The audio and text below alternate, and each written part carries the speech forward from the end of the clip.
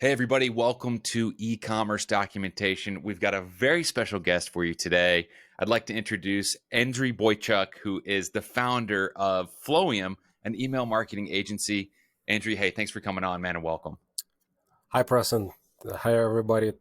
Thank you very much for having me here. So, you're doing a lot of amazing things in the email marketing space. But before we get into all the details there, I want to hear more from you about your story, how you got into this, how you got started. Can you tell us a little bit more about how you fell into this? Sure. In 2013 or 14, I opened my first website. It was a website for helping Ukrainian immigrants to adapt to American lifestyle. And I was providing a lot of information. And at that time, I was following Pat Flynn, Passive Income podcast. And he, at that moment, he was big on email marketing, and like it resonated with me. So I started to learn whatever I could. I like watch a lot of YouTube videos, read blog posts, and so forth. And this my own website. I was focusing heavily on email marketing. So fast forward to 2016, end of 2016, I quit my corporate job and decided to start something on my own.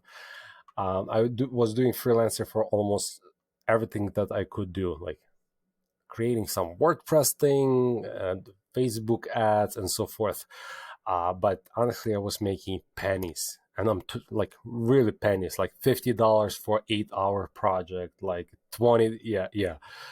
And then when I was filtering jobs on Upwork, I see that people like pay a lot of money for email marketing, and I'm like, hold on, like email marketing is the easiest thing you can do. It's like, it's yeah. I mean, because at that moment I had like 3 years of experience to do it for myself, so I started doing email marketing for all kind of businesses, lawyers, dentists, like visagists, like makeup artists, you name it. But closer to end of 2018, I start to narrow down my focus on e-commerce, and specifically with a platform called Klaviyo. Why? Because people, when they were paying me money for my service, they can see the results almost immediately, like in matter of days. While for somebody who does construction, they might not see the result year later. So, and I was enjoying to see the results myself as well. So I decided to focus on email marketing for e-commerce only at that moment. Yeah, and so real quick, if we can talk about your agency, Flowium, the cool things you're doing. Can you say how big the agency is, how many clients you have, and give us like a revenue estimation? So clients wise, honestly, I'm embarrassed to admit, but I don't know, probably more than 50, more than 50.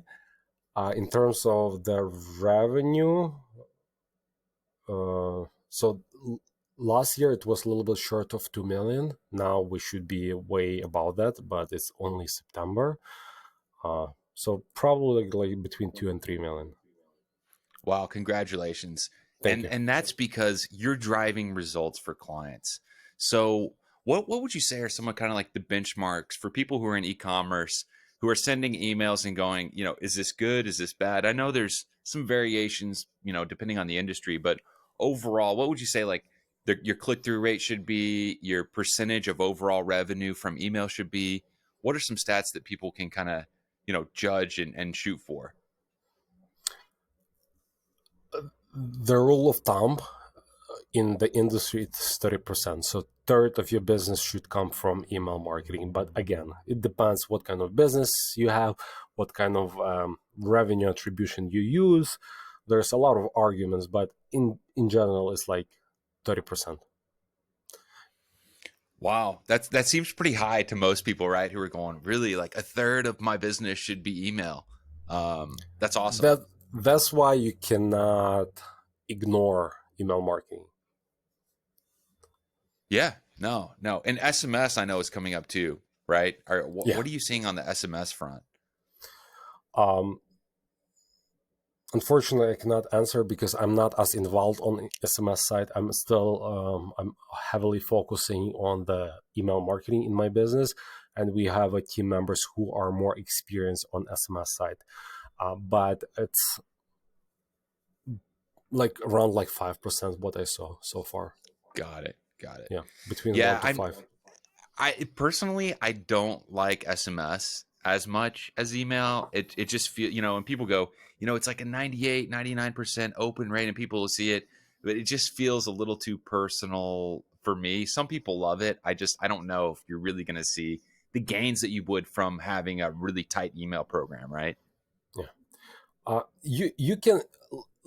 I like SMS marketing, but it's kind of not even marketing. It's more transactional email. So I use website called Sticker Mule. By the way, I strongly recommend to follow them for email marketing because they have the simplest email, and I believe they are effective. They have like few words and link, few words and link. But I like their SMS because when I order, they keep me posted about my order via SMS. So I don't need to know, I don't need long text emails. It's just, hey, we just shipped. Hey, it's in transit. Hey, it's got delivered or it's delayed. So it's as a customer, it's very powerful for me to know where my order is. 100%. I think that's awesome and critical, right? Transactionally, yes, I agree with you. So, what are you seeing on people's email program? Like when you do audits and you go in and you go, like, what's kind of the big things? Like, obviously, everybody talks about abandoned cart flows, right? Mm. And those are kind of the easy wins. But what do you like? What does Flowium really do and go in and look at? Like, here's the 5 things that brands need to do with ecom, specifically with email, to really move the needle. To be honest, like each brand needs to have at least fundamentals. Those flows of those automations that you just named, like abandoned cart, welcome, post purchase. But it's shocking. I checked last week. I did an audit. Potential customer, they have 2 million email subscribers in their list, Oh my and they gosh, don't. that's Yeah, massive. and they don't even have the basic fundamental flows. So Wow. how much money are they losing? I don't know, but at this moment, but I can tell you a lot. So the first thing is the fundamentals. Even if you have only one email in each automation, I think you will be already further than most of the brands. So how big do these drip sequences get inside of these, like a welcome flow? I mean, what are we talking about? I mean, you said one email is better than nothing, right? But are we talking about 3, 5? Is this 50? Like, how long are these drip sequences? So yesterday I was optimizing, helping in our team to optimize email marketing strategy for one brand, and their welcome email was 3 emails, and we come up with I believe 12 emails only in the welcome. It's There's no magic number, as many emails or as many touch points as you needed to communicate with the potential customers, and it all doesn't have to be always about sale. It can be just something, some kind of value add. Yeah, I'm sure people are wondering, like, what are you putting in all of these emails? Like, what's the content? And how do you come up with that? Is that part of your secret sauce for Flowium of just coming up with stuff to say that doesn't always feel salesy? I personally, when I even we do training, I personally say email marketing is no different than if you visiting the store, like physical store. But think about those boutique, unique store, not going to Macy's or I don't know, like Home Depot or Victoria's Secrets, but think about those expansive boutiques. How will they treat you? Maybe they will offer you water, or maybe they will offer you a coffee, or they may come to you and say, hey, Preston, you have like 3 items on your hand. Let me take care of it and I'll put it in dedicated fitting room for you.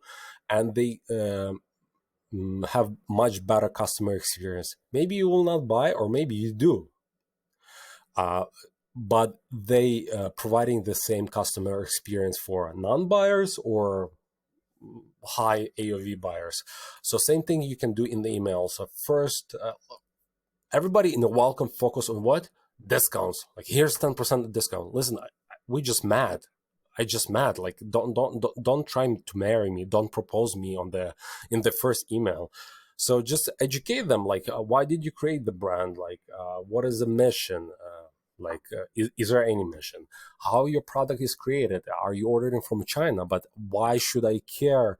I can go to, I don't know, Alibaba or AliExpress and buy the same product. Why your product so different? Um, so try to give people more than just, hey, 10% off. So this is about welcome email. So and you can break that communication in different emails. Like talk about how your customers talk about you. Like maybe share Instagram images or maybe some kind of reviews or something else. Yeah, that's a good idea. Yeah. Yeah, So social proof. We're not just selling a product, buy now, here's a discount. The why behind your company. What are you doing differently? Do you have fast shipping? Do you have better quality? Do you have like what is your USP, unique selling proposition kind of, right? Like in that what are you doing differently than the competition? And then I mean, there's so many ideas just from that right there that yeah, brands could be and utilizing.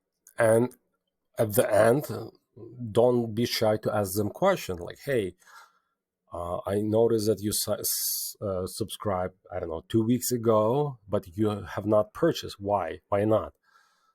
Can you give me more information so we can improve what we are doing wrong?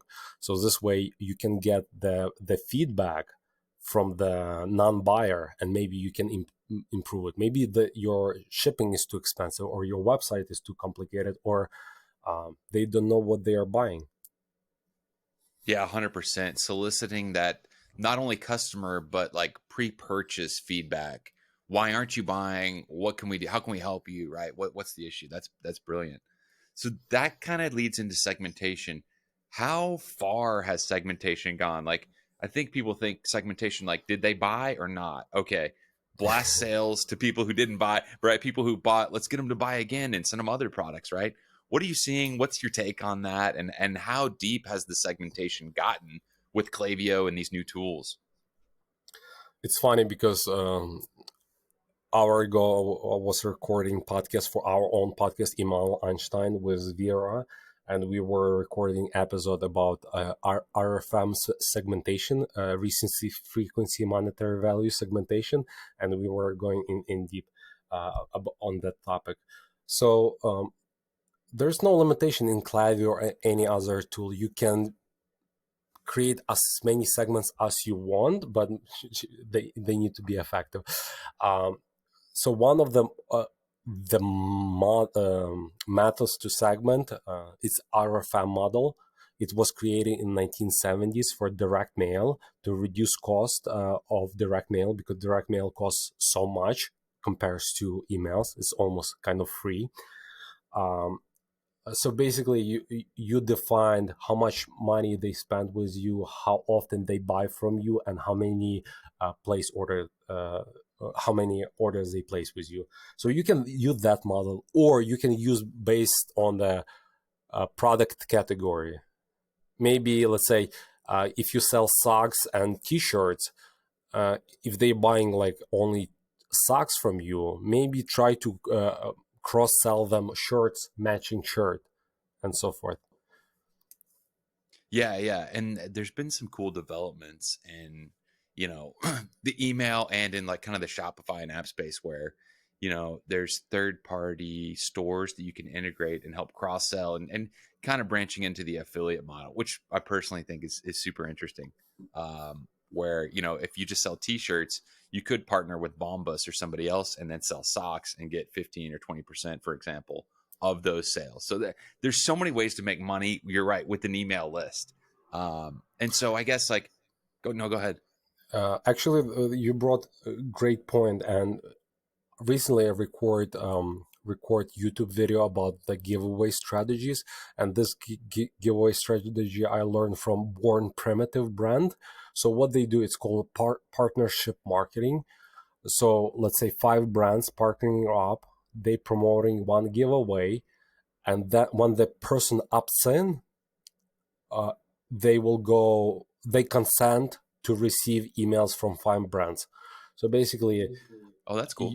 yeah, like you receive a lot of email subscribers for them, and you cross promote to different audience, but similar audience. And you think that does well? Like that's a great list building tactic, by the way. I love that. Yeah, yeah. So it's It co-marketing. You all, buy a so brand new Jeep, or it doesn't have to be that big, right? But then you split the list, everybody no, gets the no, emails. they give away only their product to target their audience. So they are in the fitness space, so they find other fitness. So it's like O2 drink is post-purchase drink.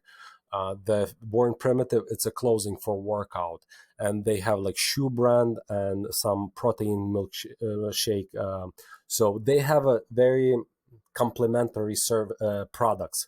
So the audience have the same interest, and we have a client called Wine Awesomeness, and as far as I remember, they spent $0 on paid advertising, and their list a year ago was close to 2 million or one. No, no. Oh, so they getting It's like still impressive either way. I mean, yeah, yeah, yeah. Or no, no.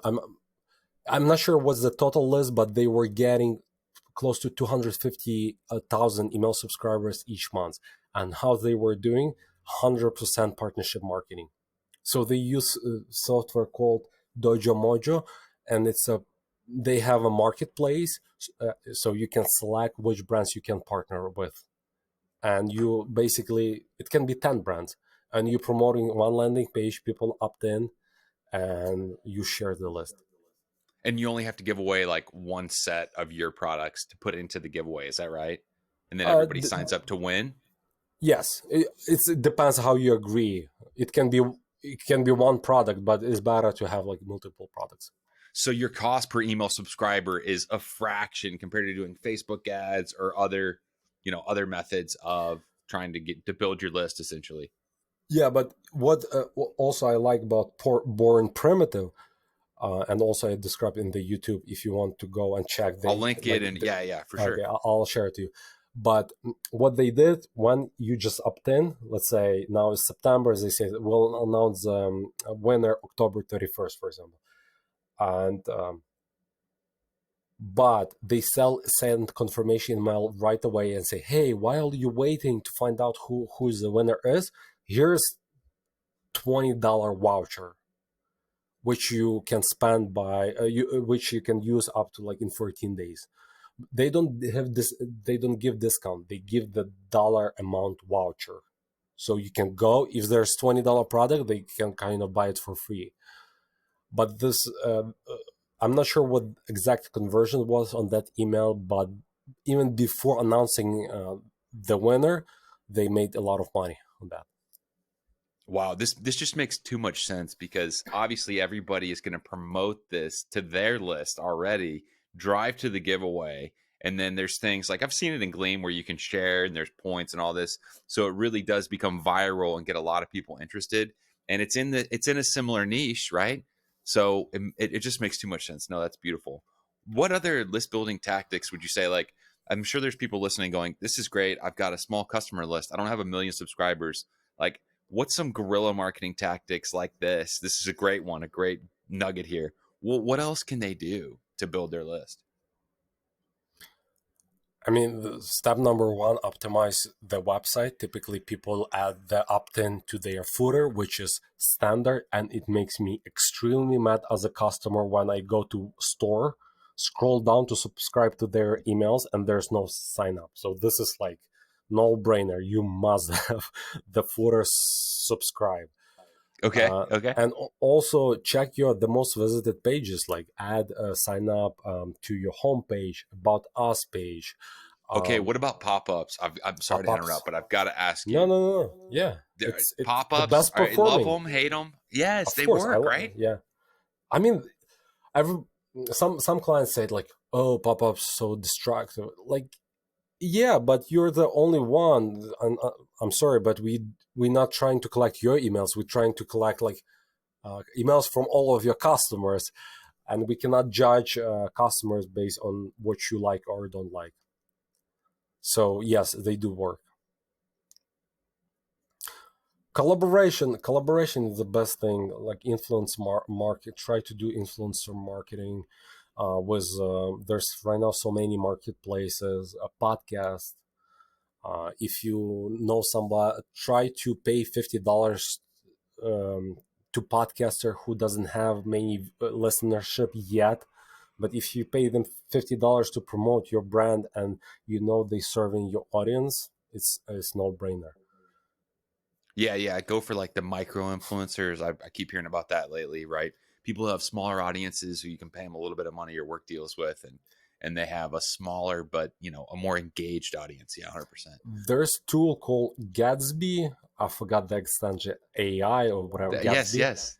Yeah, so it's they automated this influencer marketing. So if somebody mentioned you on Instagram, you are able to create automation and send them a coupon for mentioning you, or if they hashtag you, you can send them thank you. So you are able to automate it. It Or looks really cool because it plugs in where you ask for their Instagram, right, on a yes, pop yes, up or yes. on the form, and then it has an API that checks and goes, "Hey, Andrew just signed up and he's got 10,000 influence or 10,000 followers on Instagram," and it's like, "Hey, reach out to him." And that Yeah, one, it's centered around free products, from what I understand, right? Discounter giving free products in exchange for review. PR, basically, Yeah, of tagging and right. It's brilliant. It's a brilliant strategy. yeah. And sometimes like I think those influencer who kind of not influencer yet, who just getting started, those new YouTube channels, podcast, Instagram.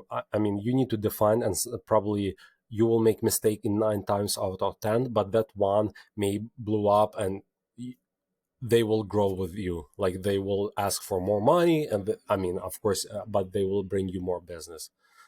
Because when I was just getting started, I would prey on somebody if somebody will give me $50 for my YouTube video. Right, right. It's tough out there right now for people who are in that space who are experts because the amount of money they're getting on their YouTube channels is going down. Yeah, Instagram's algorithms changing.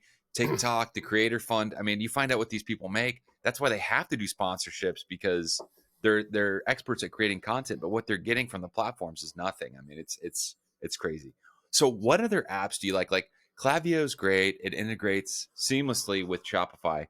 You talked about Gatsby. What other apps do you like to kind of hot rod Klaviyo? I know there's a bunch, but like, for example, shipping notifications like AfterShip, I think is a good app this to is let customer yeah like the what best. what do you like, man? Yeah, I mean, I love if you have money like to invest in a better customer journey. It's Aftership.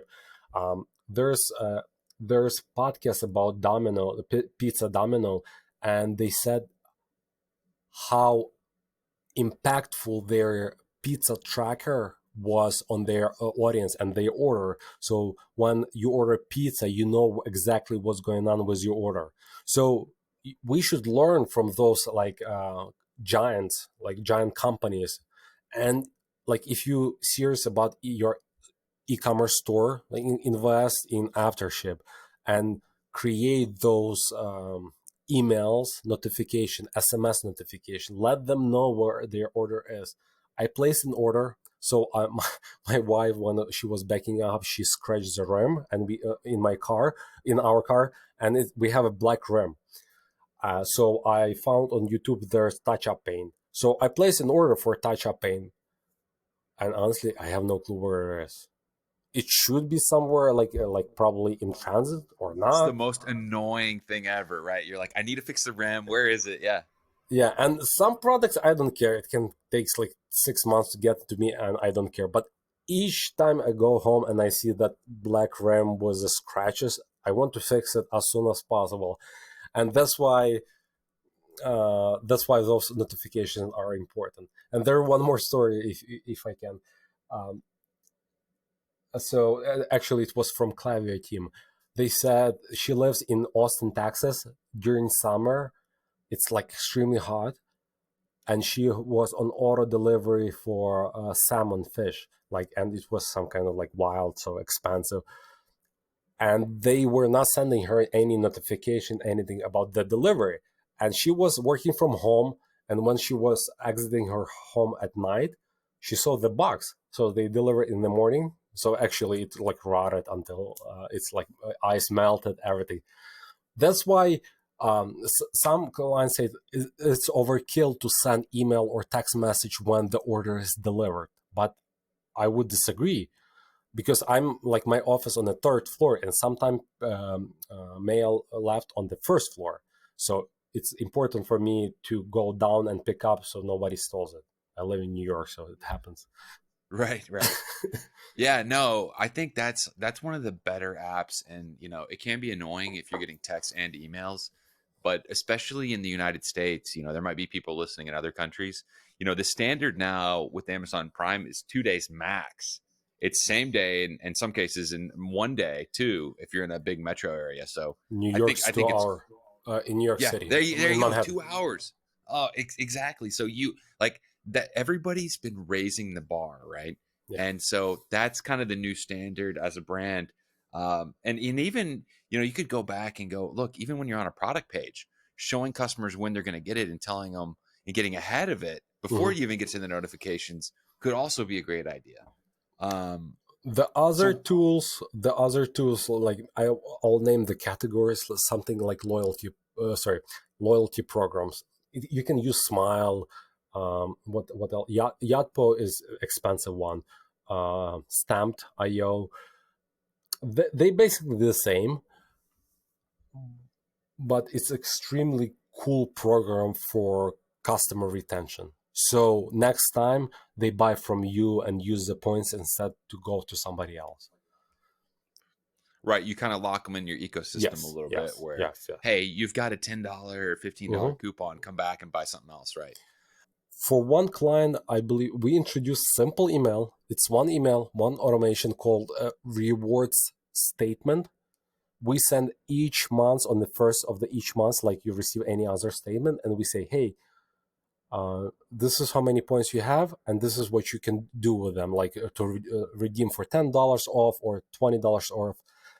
And each month, it's a kind of bigger clients, but each month that automation generates close to $15,000. Wow, 15 Yeah, grand. There you go. Everybody turn that on right now. 15 yeah. grand, you'll look like a hero. So what's like the biggest change that you did for a client where like, they had a huge list. Like what was the biggest where we sent one email and we made 100 grand? Do you have any stories like that where they weren't even sending campaigns, which the difference for people who don't know would be, flows are the automated sequences that happen as people do things. And then campaigns are, hey, we're having a sale today, it ends tonight, where you do an actual send in real time to everyone. So what was like the biggest thing you did where they had a million people and they weren't even sending, and you sent one email and made, you know, $500,000? I don't know. I don't have such a dramatic story about that, but I have two other stories which in the same kind of category. So first, I was eager to explain to the client that to send one campaign to everybody is not a good strategy. You need to segment. So we sent the same campaign twice to two different segments. One segment was 100,000 subscribers, and second segment was 10,000 subscribers. So 10 times smaller, 10,000, 100,000, 10,000. So the 10,000 generated close to $1,000. The second segment, which was hyper segmented 10,000, generated close to 17,000. 17,000? Yes. So Oh, wow. what is, like, if you do math, what is a return on investment? So it was the power of segmentation. So logically it doesn't make sense, because like if you send it to everybody, it should be better, but it's not. because you're hurting your deliverability if you sending to everybody and they don't care much about what you are sending in those emails. So this is story number one. And story number two, client had 200 subscribers, and we didn't make them like a lot of money when we started, but we saved them a lot. So they had 150,000 bots. 150,000 or 150 out of 200? No. 150. So they had 200,000 total subscribers. 150,000 were bots. Oh my gosh. And they were which is really dangerous. There's yes. there's spam traps. There's all. I mean, you can, if you start sending to those, then you get put in jail basically for email, right? Yeah, and the thing is, I don't think it was such a big deal here in the US because it was Russian bots. So what they were doing, instead of the first name, they were inserting some text with the link. So those were real emails, and they were receiving in their inbox subject line with the link, so they are able to click. But they were using this client's email, like server, to send out those emails. So it was kind of, from spam perspective, it was genius, but for the client, it was terrible. Oh my gosh. Yeah. Those are both great stories.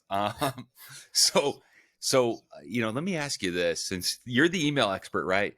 So Mm-hmm. there's a lot of debate about double opt-in, right? Which people Mm-hmm. who aren't familiar, like if I, Preston, sign up for Andriy's email list, he could just start sending me emails. But there's double opt-in where he then sends another email saying, "Hey, Preston," to my email inbox, whether it's a Gmail or whatever, and says, "Do you want to confirm that you signed up for this list?" And then I have to go into my email and click and confirm that I am subscribing to you, right? So it's, I signed up on your website and then I signed up via the email link. There's debate as to, you should do single opt-in, which is just you put in your email and then I start emailing you, versus double opt-in. What are your thoughts on that? For e-commerce brands, I typically suggest just single opt-in. And as you said, there are 100 debates about it, and people might say that I'm 100% wrong, and they all give you 1,000 reasons why.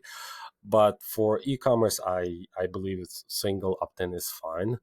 You just need to do better list hygiene. If they are not engaging with your email, suppress them. You can set up the sunset flow, sunset automation, where you automatically suppressing them. For other kind of businesses, B2B, like other, not non-retailer business, double opt-in might be much better, because the volume is smaller. So in B2B, you will not have, like, I don't know, 100 subscribers in one day, while in e-commerce it's different. However, if your deliverability is bad, let's say your open rate, click-through rate, like something's wrong, like you see that the email's not getting delivered, turn on double opt-in until deliverability goes up. Good point. Yeah, I mean, double opt-in, it's getting people to your website. I think personally it's a little annoying. And then, if somebody's email bounces, like it's a fake email or a bot or something, right? There's soft bounce, hard bounce. Like hard bounce meaning it doesn't exist, right? Soft bounce, the email inbox is full. You're right. You'll figure it out after that, right? Yeah. As to what exactly is going on. So yeah, single opt-in. Okay, cool. The other thing I have to ask you about is there's a lot of copycats and original services happening now where people don't need to opt in. You can get their emails through a pixel on your website and subscribe them to flows. And I'm going, is this legal? Can you really do this? What are your thoughts on it? You know what I'm talking about, right? Yes, You've seen yes. this. Yeah, I you've was seen a bunch of trying these. one service. I forgot the name of it. They like have a bluish brand. Don't say get emails. Yeah, I think so. Yeah, Get email. yeah. So I tried it. It was sketchy. I understand what they were saying, but people, to be honest, they might have consent, but they were not aware that they subscribe for multiple brands.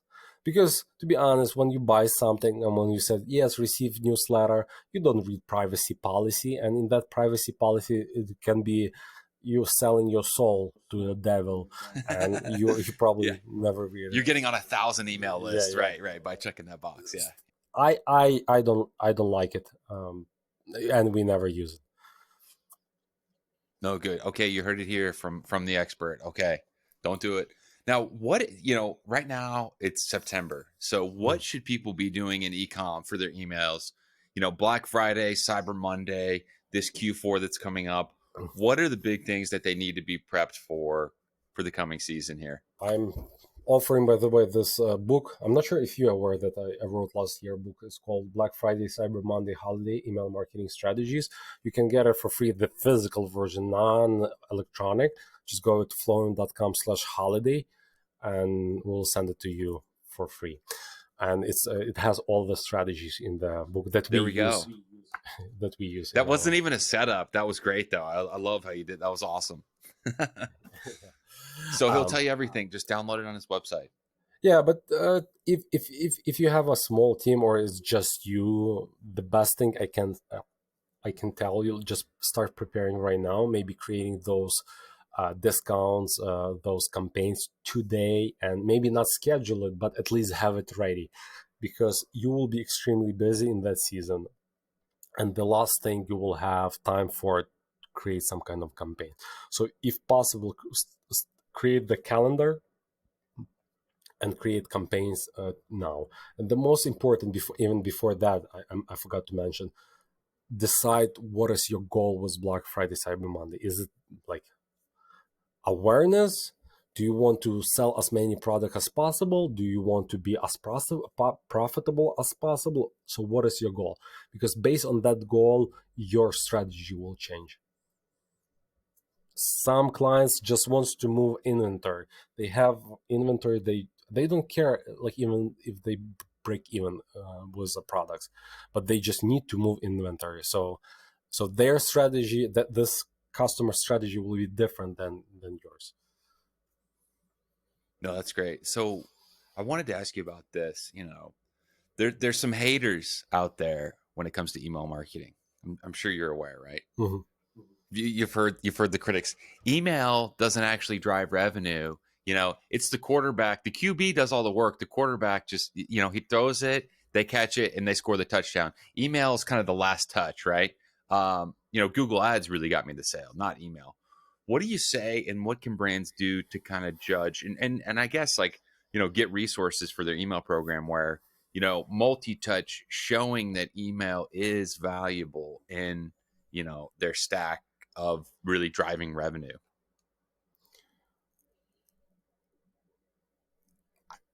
I think it's a combination of all. Like, we clients like usually ask, like, oh, how do we know that the email attributed and not, as you said, Google or Facebook?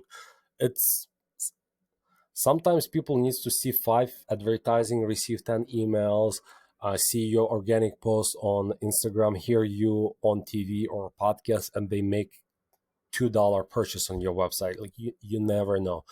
The best thing I can recommend to all brands, to use one attribution model. Like, let's say if you use Google Analytics, stick to it for all of your channels: Google, Facebook, emails, and so forth. Don't try to go to Facebook, check how much Facebook make you money. Don't go to Klaviyo to check how much Klaviyo make you money, because if you adopt those revenue attribution, it will probably add up to 400%.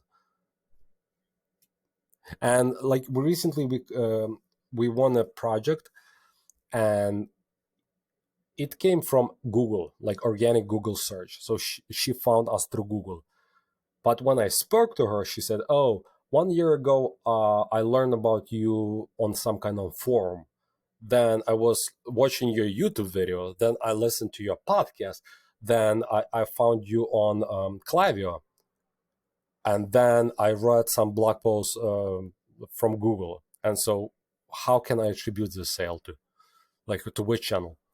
Yeah, so you're saying that the customer journey, even pre-purchase, it could be, depending on the brand, right? It could be 3 months, 6 months, a year. It could be an hour. It could be 30 minutes, 5 minutes. They could just buy, depending on what the product is, but it could be longer than that, right?